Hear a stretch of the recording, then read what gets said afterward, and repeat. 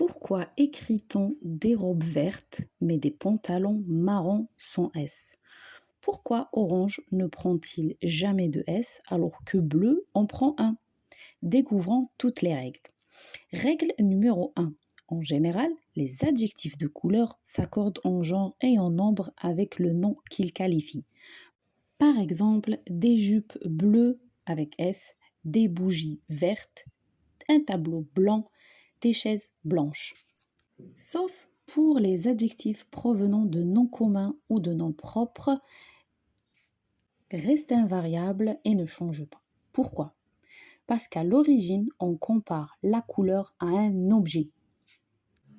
Par exemple, des chaussures orange, des sacs turquoise, des foulards crème, des pinces chocolat. Tous ces mots restent invariables et ne prennent pas de S. Les adjectifs d'origine étrangère aussi restent invariables, comme par exemple des pulls kaki.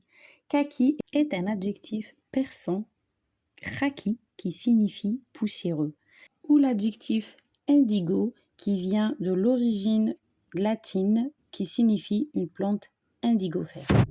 Règle numéro 4, les couleurs composées restent invariables quand plusieurs mots forment une seule couleur, aucune ne s'accorde. Par exemple, des yeux bleu clair, des rideaux rouge vif.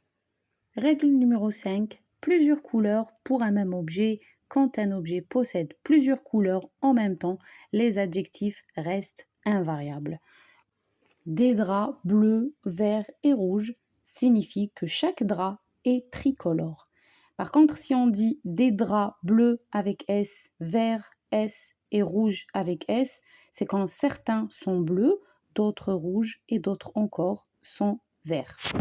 Il existe néanmoins des exceptions. Ces 7 adjectifs s'accordent en genre et en nombre et pourtant il s'agit de noms.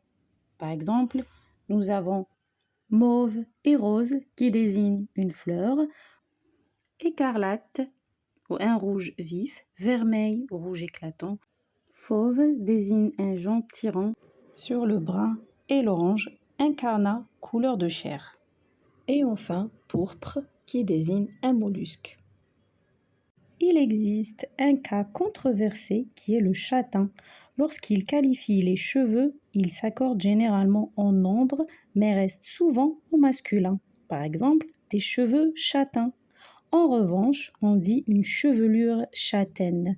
Le mot châtaine est accepté par le dictionnaire de l'Académie française, mais cette règle n'est pas absolue, car les grammaires ne la formulent pas toutes de la même manière. Nous sommes arrivés à la fin de notre leçon, j'espère qu'elle vous a plu. N'hésitez pas à liker, à partager et surtout à vous abonner. À très bientôt.